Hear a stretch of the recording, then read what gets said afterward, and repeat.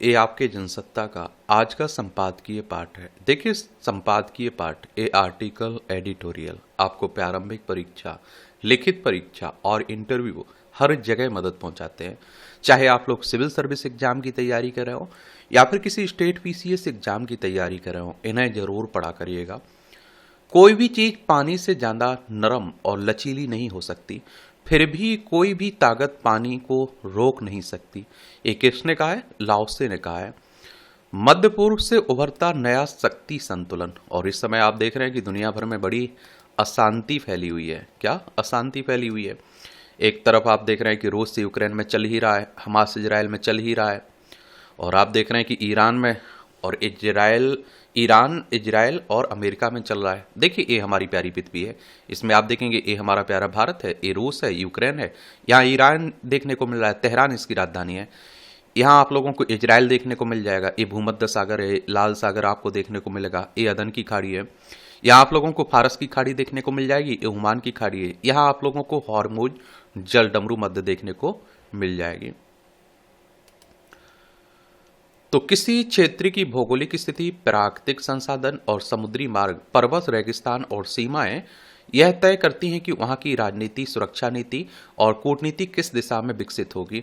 दक्षिण पश्चिम एशिया, दक्षिण पूर्वी यूरोप और उत्तर पूर्वी अफ्रीका तक विस्तारित मध्य पूर्व की कोई स्पष्ट और सर्वमान्य भौगोलिक सीमा नहीं है। भौगोलिक जटिलताओं से प्रभावित इस क्षेत्र में इतिहास, धर्म और बहुमूल्य प्राकृतिक संसाधनों ने वैश्विक राजनीति को गहराई से प्रभावित किया है।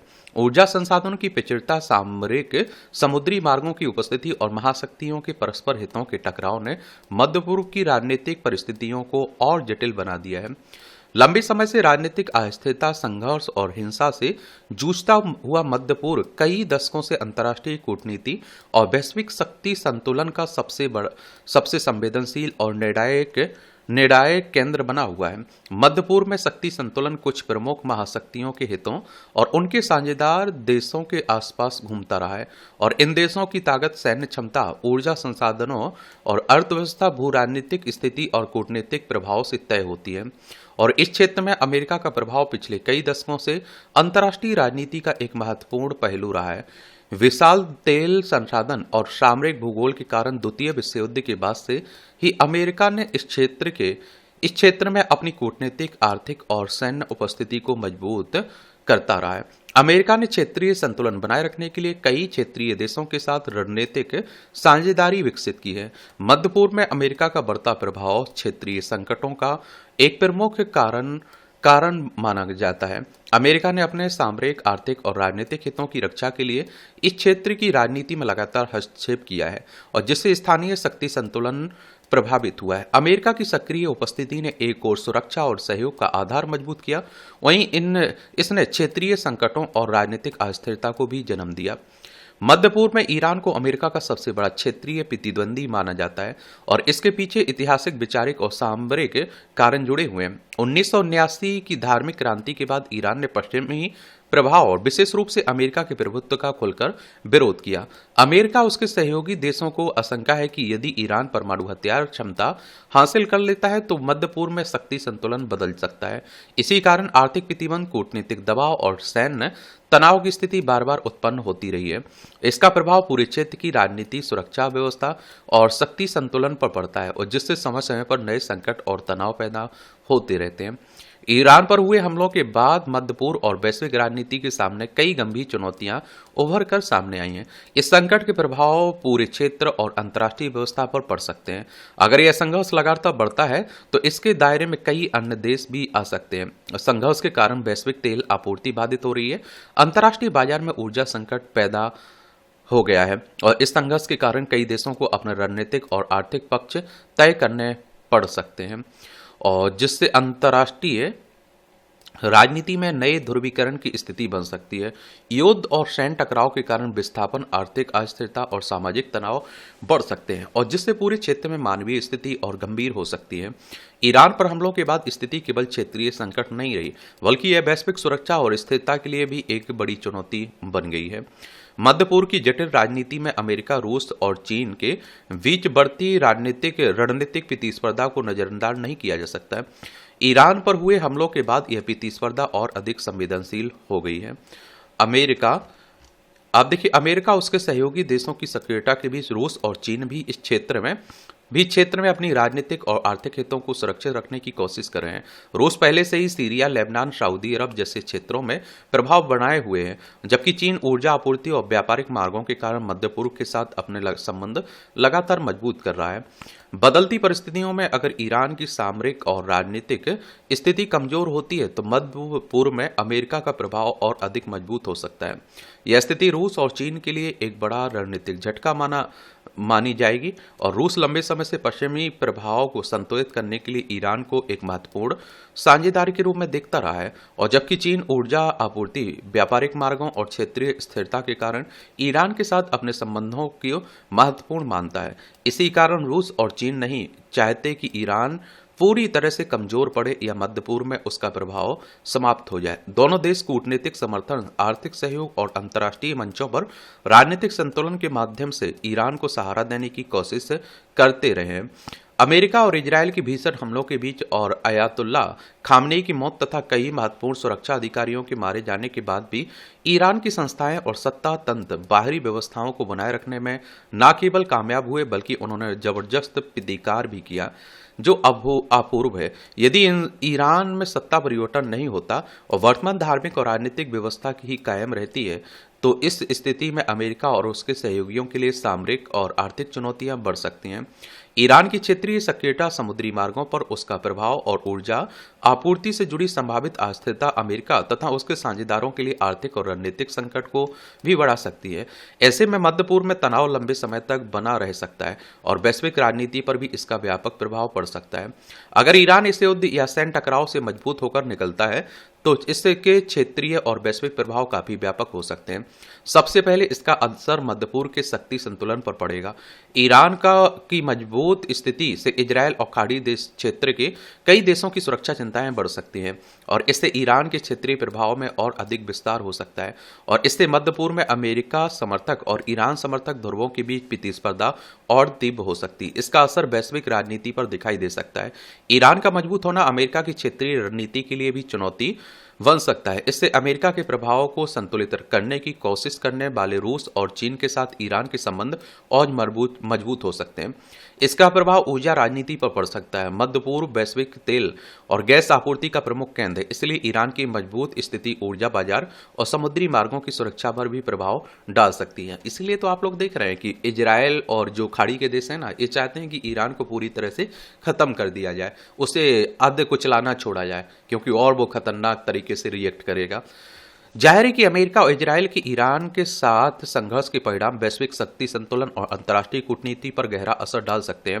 ट्रंप के नेतृत्व में अमेरिका के वैश्विक हित दांव पर हैं। अमेरिका के साथ इस संघर्ष में नाटो का शामिल न होना, क्वाड देशों की चुप्पी और ब्रिक्स देशों की कूटनीतिक मध्य पूर्व में ईरान के मजबूत होने के संकेत हैं। पुतिन को इससे कूटनीतिक आर्थिक लाभ हो रहे हैं, वहीं चीन के लिए अवसर बढ़ रहे हैं। एक और आपको बात बता दूं, आप सोचिए कि 11,000 से ज्यादा किलोमीटर की दूरी है अमेरिका और ईरान के बीच, फिर भी देखिए अमेरिका वहां से रिएक्ट कर रहा है। इजरायल और ईरान की सीमा नहीं लगती है, फिर भी आप देखते हैं वो कहता है हमारे लिए खतरा है। एक तो आप नाटो के बारे में याद रखिएगा, इन संगठनों से क्वेश्चंस पूछे जाते हैं। The North Atlantic Treaty Organization की बात हो रही है। 4 अप्रैल 1949 में स्थापना हुई थी। ब्रुसेल्स बेल्जियम में हेडक्वार्टर देखने को मिलेगा आपको। 32 मेंबर हैं इसमें। क्वाड में देखिए ऑस्ट्रेलिया शामिल है, भारत शामिल है, जापान शामिल है और अमेरिका शामिल है।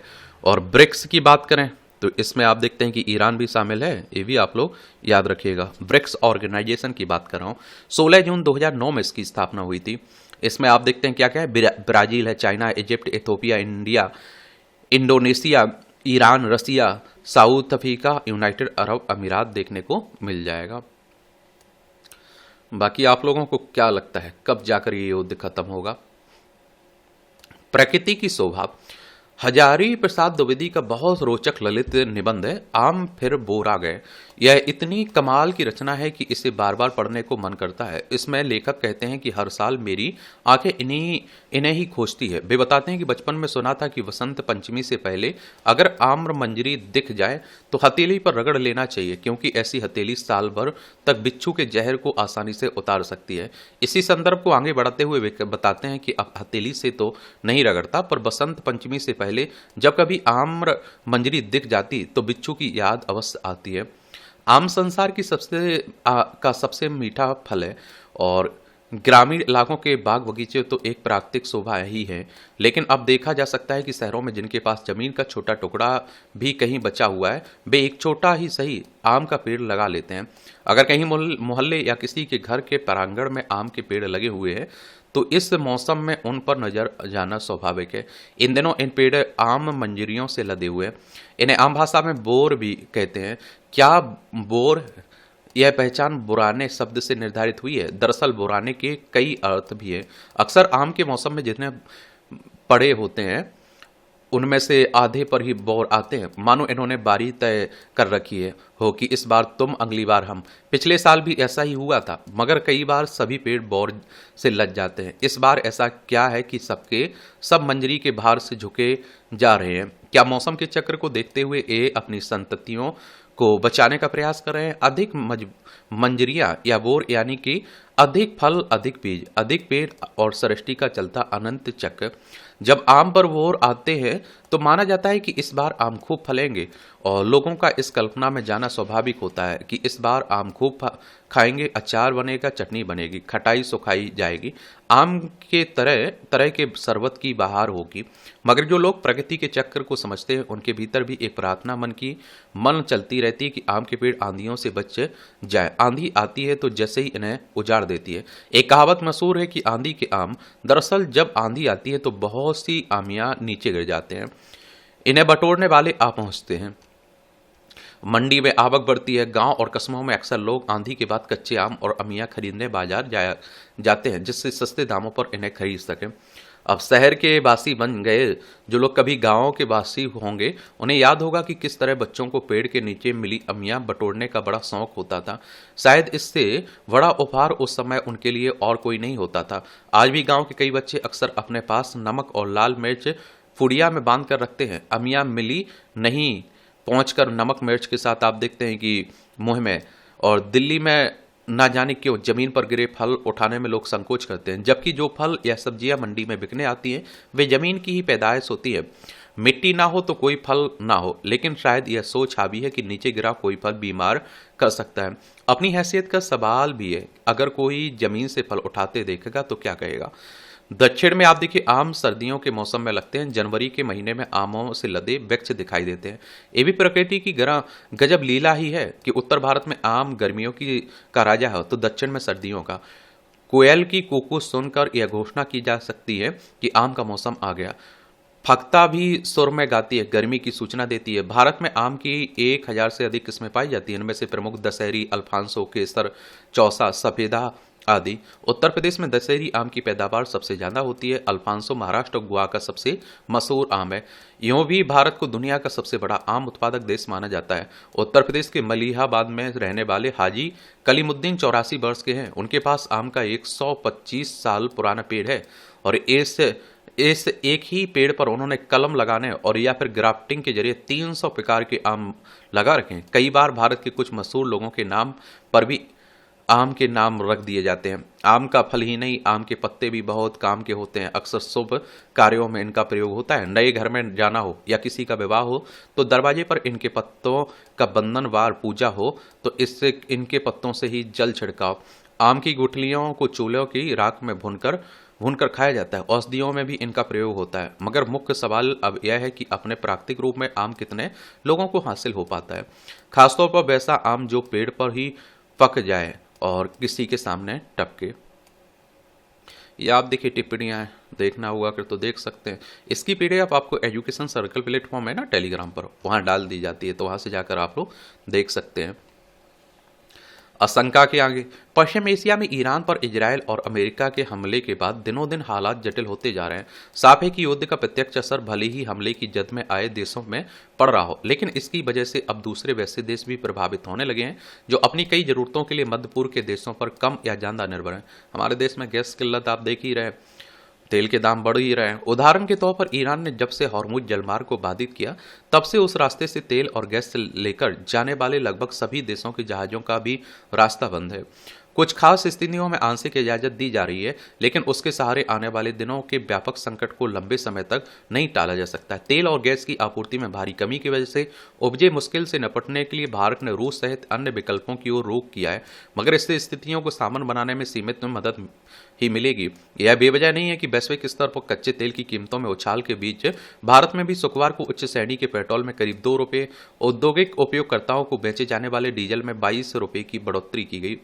हालांकि सामान्य पेट्रोल और डीजल की मौजूदा कीमतों में फिलहाल कोई बदलाव नहीं किया गया, लेकिन यह कहना मुश्किल है कि आने वाले कितने दिनों तक इसके दाम स्थिर रहेंगे। मसलन अगर भारी उद्योग और बड़ी मशीनों के संचालन में इस्तेमाल में आने वाले औद्योगिक डीजल की कीमतों में खासी बढ़ोतरी हुई, तो इसका सीधा प्रभाव उत्पादन की लागत पर पड़ेगा। ऐसे में जब औद्योगिक कंपनियों के मुनाफे में कमी आएगी तो स्वाभाविक रूप से इसके असर से कई अन्य सामान महंगे हो सकते हैं। रसोई गैस सिलेंडरों की आपूर्ति बुरी तरह प्रभावित होने के कारण लोगों को पहले ही परेशानी का सामना करना पड़ रहा है। ऐसे में आम उपयोग के पेट्रोल डीजल की कीमतों में भी बढ़ोतरी होती है, तो यह कोई हैरानी की बात नहीं होगी। इसके बाद इसका असर माल ढुलाई पर पड़ेगा। बाजार में खाने पीने की चीज़ों की महंगाई भी बढ़ सकती है। दरअसल भारत अपनी ज़रूरत के कच्चे तेल और गैस के लिए खाड़ी देशों से होने वाली आपूर्ति पर काफ़ी हद तक निर्भर है। जब से ईरान और इजरायल अमेरिका के बीच युद्ध की शुरुआत हुई, इसके बाद भारत सहित दुनिया के तमाम देशों में वहां से कच्चे तेल और गैस की आपूर्ति पर व्यापक असर पड़ा है। एक और प्रभावित देशों की ओर से यह उम्मीद की जा रही है कि किसी भी हाल में वार्ता के जरिए समस्या का हल निकाला जाए और युद्ध रुके, ताकि प्रभावित देशों में स्थिति और ज्यादा न बिगड़े। दूसरी ओर हालात यह है कि अब युद्ध में शामिल दोनों पक्षों की ओर से बड़े पैमाने पर तेल ठिकानों को भी निशाना बनाए जाने लगा है और व्यापक तबाही सामने आ रही है। जाहिर है कि इससे सीधे तौर पर मध्य पूर्व के देशों से अन्य देशों के लिए तेल और गैस की आपूर्ति ठप पड़ेगी और इससे संकट का दायरा और विस्तृत होगा। भारत के सामने जो हालात पैदा हो रहे हैं, उसमें सरकार को हर स्तर पर कूटनीतिक पहल करके कच्चे तेल और रसोई गैस की आपूर्ति का रास्ता तैयार करने को प्राथमिकता देने की जरूरत है। अगर इस मोर्चे पर टाल मटोल का रुख अख्तियार किया गया तो आने वाले दिनों में संकट का अंदाजा लगाया जा सकता है। इस साझेदारी का रिश्ता भारतीय परिवारों में महिलाएं ही घरेलू कामकाज संभालती आई हैं। आमतौर पर पति उनका हाथ नहीं बटाते। दोहाई परंपरा हो या फिर अपने काम और परिश्रम की, इस बहाने प्रकारांतर से महिलाओं की गरिमा और उनके श्रम की जिस तरह उपेक्षा होती है, वह किसी भी सभ्य समाज के लिए विचार का विषय होना चाहिए। सच यह है कि घर में भी कामकाज का दायरा काफी बड़ा होता है और उसे अकेले गृहिणी के भरोसे छोड़ देना उचित नहीं है। घरेलू काम को मिल बांट कर करने से न केवल काम का बोझ हल्का होता है, बल्कि इससे एक दूसरे के प्रति सम्मान बढ़ जाता है और पत्नी को समानता का एहसास होता है। आपने भी देखा होगा, अपने घर में आसपास देखते होंगे, महिलाएं सुबह 6 बजे उठ जाएंगी, पूरे दिन कुछ ना कुछ काम करती रहती हैं। शाम को भी आप देखें, सबको खाना खिलाने के बाद 10 से 11 बज जाते हैं, 12 बज जाते हैं। तो वो मैं कह रहा हूँ कि आप 4-5-6 घंटे जाते हैं ना ड्यूटी पर, उससे कई गुना ज़्यादा वो मेहनत करती हैं, लेकिन उसका उन्हें वेतन नहीं मिलता है। इस आदर्श स्थिति से पूरा परिवार एकजुट महसूस करता है, लेकिन ऐसी स्थिति में कम ही दिखाई देती है। यह दुखद ही है कि घरेलू कामकाज से लेकर खाने तक में कमियां निकालने की शिकायतें कई बार विवाद की वजह बन जाती हैं और कभी कभी मामला अदालत तक पहुंच जाता है।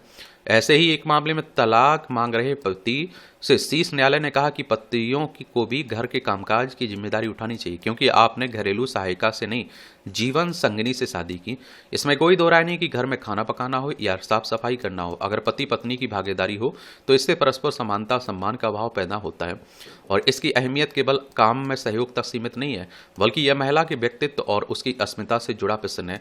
उसका विवाह पति के घर के सारे काम अकेले निपटाने के लिए नहीं हुआ, बल्कि उसके व्यक्तित्व का भी सम्मान किया जाता है, उसे महत्व दिया जाता है। इससे एक नया आत्मविश्वास पैदा होता है जो एक घर और परिवार के बीच संवेदना की कड़ियों को और मजबूत करता है। इसका एक ज़रूरी पहलू यह है कि जब घर के बच्चे अपने माता-पिता को मिलकर घरेलू कामकाज निपटाते देखते हैं, तो उनके भीतर भी स्त्री-पुरुष समानता के पाठ का प्रशिक्षण होगा। किसी भी घर में इस तरह के माहौल और कामकाज में बराबरी की सहभागिता लोगों को मानवीय संवेदनाओं से लैस करेगी और समाज को ज़्यादा मानवीय बनाएगी। और इस तरह से आप देखेंगे कि आज के संपादकीय पाठ की कहानी कवर होती है। आप लोग पढ़ते रहिए, एंजॉय करते रहिए। आपका कोई सवाल हो, सुझाव हो मेरे लिए तो ज़रूर बता सकते हैं। धन्यवाद।